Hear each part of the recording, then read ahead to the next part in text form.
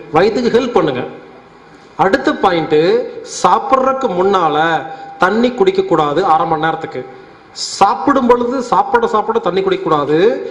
சாப்பிட்டு முடிச்சுன்னா தண்ணி குடிக்க கூடாது. சாப்பிட்டு முடிச்சு ஒரு 1/2 மணி நேரத்துக்கு தண்ணி குடிக்க கூடாது. சில பேர் பாருங்க, சாப்பிட்றதுக்கு முன்னால ஒரு டம்ளர் தண்ணி எடுத்து கடகடன்னு ஊத்திட்டு சாப்பிட ஆரம்பிப்பீங்களா? என்னாகும் தெரியுமா? வயிற்றுல ஆசிட் சுரந்திருக்கா? அந்த ஆசிடு குழம்பு, ரசம், மோர், பாயசம், பீடா அப்படி தகத்தகன்னு எரிஞ்சிட்டு இருக்கும். அந்த கஷ்டப்பட்டு சுரந்த ஆசிட்ல சர்வ சாதாரணமா ஓட்டமா தண்ணி எடுத்து ஊத்துனா ஆசிட் அவிச்சு போயிருமா? இந்த ஆசிட் அவிச்சிட்டு அதுக்கப்புறம் என்னதான் ஆர்கானிக் மெட்டீரியல் சாப்பிட்டாலும், ஃப்ரூட் சாப்பிட்டாலும் எப்படி ஜீரணமாகும்? வாயில் நடக்கும் ஜீரணத்துக்கு காற்று எதிரி, வயிற்றில் நடக்கும் ஜீரணத்துக்கு தண்ணி எதிரி. அப்ப சாப்பிட்றதுனால தண்ணி குடிக்கக்கூடாது. தண்ணி குடிக்கும் போது யாராவது சாப்பிட கூப்பிட்டா நான் வரமாட்டேங்க, இப்பதான் தண்ணி குடிச்சிருக்கேன், ஒரு 1/2 மணி நேரம் ஆகும்னு சொல்லணும். சாப்பிடவும் தண்ணி குடிக்கக்கூடாது. ஏன்னா ஜீரண ஆசிட் தானே பண்ணுது. சில பேர் சாப்பிட தண்ணி குடிப்பீங்கல்ல, தண்ணி உள்ள போய் என்ன பண்ணும்? ஜீரணத்தை கெடுத்து விட்டுருமா? சாப்பிட கூட தண்ணி குடிக்கக்கூடாது. சாப்பிட்டு முடிச்சு உடனே குடிக்கூடாது. என்ன 1/2 மணி நேரம் ஆகணும். சாப்பிட்டு முடிச்சு ஒரு 1/2 மணி நேரம் கழிச்சு தண்ணி குடிச்சுக்கலாம். என்னங்க இப்படி சொல்லிட்டீங்க? சாப்பிட்றதுக்கு முன்னால் 1/2 மணி நேரம், சாப்பிடும்போது 1/2 மணி நேரம், சாப்பிட்டு முடிச்சு 1/2 மணி நேரம், 1.5 மணி நேரம் தண்ணி குடிக்காம இருக்கணுமா? இந்த 1.5 மணி நேரம் தண்ணி குடிக்காம இருந்தா நடுவுல விக்கல் வந்தா என்ன பண்றது? சிக்கல் வந்தா என்ன பண்றது? தாகம் எடுத்தா என்ன பண்றது? தொண்டை வறண்டு போனா என்ன பண்றது? காரம் மாறுது, நிறைய கேள்வி எல்லாம் வரும். விக்கல் சிக்கல் எப்போ வரும் தெரியுங்களா? நம்ம மூளைக்கு வேற வேலையும் உடம்புல இருக்கிற சுரப்பிகளுக்கு வேற வேலையும் கொடுத்தா ரெண்டுக்கும் நடுவுல வேகஸ்ல நரம்பு இருக்கு.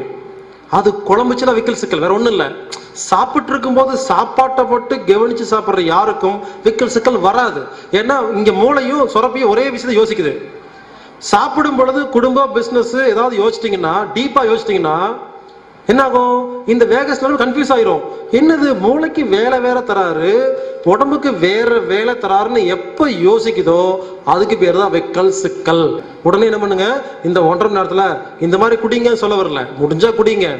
இந்த மாதிரி குடிக்க முடியாதவங்க இந்த சயின்ஸை புரிஞ்சுக்கிட்டு அளவு கம்மியா குடிச்சுக்குங்க. இந்த 1.5 மணி நேரத்துல குடிக்கிற தண்ணி வயிற்றுல மட்டும் விழக்கூடாது, வாய் தொண்டை நினைச்சுக்கலாம். அதே மாதிரி சாப்பிட தண்ணி குடிக்கக்கூடாது. சாப்பிட்டு முடிச்சுடனே குடிக்கக்கூடாது. கொஞ்சமா இந்த மாதிரி 3 தடவை கொஞ்சமா குடிச்சுக்கலாம். ஒரு காட்டம்ல கொடுத்து வாய்க்க பிடிச்சி உள்ள முழிக்கிறீங்க, வேலை முடிஞ்சது. சாப்பிட்டு முடிச்சு ஒரு 1/2 மணி நேரத்துக்கு அப்புறம் தான் தண்ணி குடிக்கணும். அந்த மருந்து மாத்திரை நோயை குணப்படுத்தோ இல்லையோ, அந்த மருந்து மாத்திரை சாப்பிட்டு ஒரு சொம்பு தண்ணி குடிக்கிறீங்கல்ல, அந்த ஒரு சொம்பு தண்ணி உள்ள போய் நீங்க சாப்பிட்ட சாப்பாட்டு ஜீரணத்தை கெடுக்குது. அதனால தயவு செய்து மருந்து மாத்திரையே சாப்பிடாதீங்க. அப்படி மருந்து மாத்திரை சாப்பிட்றதா இருந்தா சாப்பிட்ட உடனே சாப்பிடாதீங்க. ஒரு 1/2 மணி நேரம் கழிச்சு மாத்திரை சாப்பிட்டு தண்ணி குடிச்சுக்கங்க. அப்போ அந்த தண்ணி டிஸ்டர்பன் பண்ணாது. இல்லைங்க, நான் சாப்பிடும் பொழுதுதாங்க மாத்திரை சாப்பிடுவேன்னு யாராவது அடம் பிடிச்சிங்கன்னா ஒரு சிம்பிள் டெக்னிக் இருக்கு. குழம்பு சாப்பாடு பிணையிறீங்கல்ல, பிணையும் பொழுது அதுலேயே மாத்திரை போட்டு பிணைஞ்சு சாப்பிட்டா தண்ணி தாகம் எடுக்காது, தேவைப்படாது. செஞ்சு பாருங்க, ஆச்சரியமா. இவ்வளவுதாங்க. இந்த மாதிரி எல்லாம் சாப்பிட்டா சாப்பிட்ற சாப்பாடு நல்ல ரத்தமா மாறுது. ஆச்சரியமா இருக்குல்ல? ஓ, இந்த மாதிரிலாம் சாப்பிடணுமான்னு அடுத்து சொல்ல போறேன். எப்படி எல்லாம் சாப்பிட்டா ரத்தமா மாறாது அதான் பண்ணிட்டு இருப்போம். முதல் பாயிண்ட், சாப்பிடும் பொழுது டிவி பார்த்துட்டு சாப்பிட்டா ரத்தமா மாறாது. வந்த அத்தனை பேருமே அவுட் இந்த பாயிண்ட்ல. ஏன்னா எல்லாரும் டிவி பார்த்துட்டு சாப்பிட்றோம். இப்ப எல்லாருமே சீரியல் பைத்தியம். அது ஆம்பளை போல வித்தியாசமே இல்லை. அப்போ இந்த மாதிரி உட்கார்ந்து பார்த்துட்டு ஊன்னு அழுதுட்டு கண்ணில் தண்ணியோட சாப்பிட்டா என்ன ஆகும்? கண்ணீர் சுரப்பி சுரக்கும் பொழுது ஜீரண சுரப்பி சுரக்காது. அதாவது நம்ம மைண்டு எந்த மாதிரி உணர்ச்சியில் இருக்கோ அதுக்கான சுரப்பி தான் உடம்புல சுரக்கும். இந்த மாதிரி டிவி பார்த்துட்டு ஏன் சாப்பிடக்கூடாதுன்னா, நம்ம டிவியில மைண்டு போயிருது, ஜீரண சுரப்பி சுரக்கிறது இல்லை. அதனால தயவு செய்து டிவி பார்த்துட்டு சாப்பிடாதீங்க. அடுத்த பாயிண்ட், புக்கு படிச்சு சாப்பிடக்கூடாது. சில பேர் பாருங்க, புக்கு படிச்சு சாப்பிடுவாங்க. சீரியஸா புக்கு படிச்சு சாப்பிட்டுருப்பாங்க. கதையில புக்கிலேயே கவனம் இருக்கும். திடீர்னு தட்டை பார்ப்பாங்க, என்ன இட்லியை காணோம் அப்படிம்பாங்க. அந்த அம்மா வந்து சொல்லுவாங்க, அது இட்லி இல்லை சப்பாத்திம்பாங்க. நான் சொல்லிட்டா கருமா, புக்கு படிச்சுட்டு சாப்பிட்டீங்கல்ல அதுதான் கருமா. முதல்ல இன்னைக்கு பண்ண கருமாவை சரி பண்ணுங்க. டீ பார்த்துட்டு சாப்பிட்டா கருமா, உதட்டம் பிரிச்சு சாப்பிட்டா கருமா, தண்ணி குடிச்சா கருமா. இப்படி இன்னைக்கு செய்ய வேண்டிய கர்மாவையே இன்னும் சரி பண்ணாம பூர்வ ஜென்ம கர்மால பார்த்தா எவ்வளவு இருக்கும். அதனால ஒண்ணு இல்லைங்க, இன்னைக்கு நாம செய்யற தப்பான பழக்கவழக்கம் தான் கர்மான்னு பேரு. அதை சரி பண்ணிட்டா கர்மாலாம் சரியா போயிடும். கடைசியா 2 பாயிண்ட். சாப்பாட்டுல நிறைய பாயிண்ட் இருக்கு, இருந்தாலும் நீங்க சாப்பிட போறதுனால இம்பார்ட்டன்ட் சில விஷயத்த சொல்லிட்டு சாப்பிட போறோம். வந்துட்டு மற்ற சாப்பாட்டு பாயிண்ட்லாம் பார்க்கலாம். கடைசி 2 பாயிண்ட். எதெல்லாம் சாப்பிடலாம், எதெல்லாம் சாப்பிடக்கூடாது. பெரிய லிஸ்ட், ஸ்பீடா சொல்லுவேன், முடிஞ்சா நோட் பண்ணிக்கோங்க. எதெல்லாம் சாப்பிடலாம், எதெல்லாம் சாப்பிடக்கூடாது. எது வேணா சாப்பிடலாம், முடிஞ்சு போச்சு. அதாவது எப்படி சாப்பிடணும்னு தெரியாதவங்களுக்கு தான் எதை சாப்பிடலாம்னு யோசிக்க. எப்படி சாப்பிட தெரிஞ்சு போச்சா? ஒரு பொருளை ஒழுங்கா சாப்பிட எப்படி தெரிஞ்சு போச்சுன்னா எதை சாப்பிட்டா நல்ல பொருளா மாறுமா? வேலை முடிஞ்சதில்ல. அதனால நம்ம தெரப்பியில இதை சாப்பிடுங்க அதை சாப்பிட லிஸ்ட்லாம் கிடையாது. என்ன வேணா சாப்பிடலாம். உணவுல எப்படி சாப்பிடணுங்கிறதா டெக்னிக். ஒரு உருளைக்கிழங்கு வாயில போட்டா நல்லா மென்னு எச்சில் கலந்து சுவையை ரசிச்சு கூழ் மாதிரி பண்ணி உள்ள முழுங்குனா இனிமேல் ஒவ்வொரு பொருளும் வாய்க்கு மட்டும்தான் பேர் தெரியணும். வாயிலிருந்து வயிற்றுக்குள்ள போனா வயிறு சண்டை போடணும். எழுதிமா சண்டை போடணும். ஹலோ என்ன சாப்பிட்டீங்கன்னு கேட்கணும்.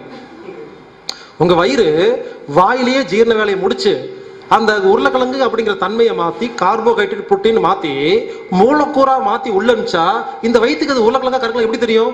ஜீரணம் பண்ணிட்டு போயிருமா? வயிற்றுக்கு நீங்க சாப்பிட்ட பொருள் என்னன்னு தெரியாத அளவுக்கு வாயில மென்னா எதை வேணாலும் சாப்பிடலாம், ஒண்ணும் ஆகாது. எதை சாப்பிட முக்கியம் இல்லை, எப்படி சாப்பிடணுங்கிறதா முதல்ல முக்கியமானது. அதுக்கப்புறம் தான் எதை சாப்பிடணும்னு யோசிக்கணும். சாப்பிட்டு வந்ததுக்கு அப்புறமா எதுல என்ன சத்து இருக்குன்னு அப்புறம் பார்க்கலாம். இப்போதைக்கு நான் பார்த்துக்க வேண்டியது என்னன்னா எதை எப்படி சாப்பிடணுங்கிறதா முக்கியமே தவிர எதை சாப்பிடணுங்கிறது முக்கியம் இல்லை. கடைசி ஒரு பாயிண்ட், சாரி மறந்து போயிட்டேன். நம்ம டெக்னிக்ல ஒரே ஒரு பொருளை மட்டும் சாப்பிடக்கூடாது, சொல்ல மறந்துட்டேன், சாரி. அது முடியாது, முயற்சி பண்ணுங்க, வேற வழி இல்லை. நான் சொல்ல வேண்டியது கடமை. ஒரே ஒரு பொருளுக்கு மட்டும் டயட்டு, மற்ற எது வேணா உணவுல சாப்பிடலாம். ஒன்னே ஒன்று மட்டும் சாப்பிடாதீங்க. சொல்றதுக்கே சங்கடமா தான் இருக்க, வழி இல்லை. மருந்து மாத்திரையை மட்டும் சாப்பிடாதீங்க.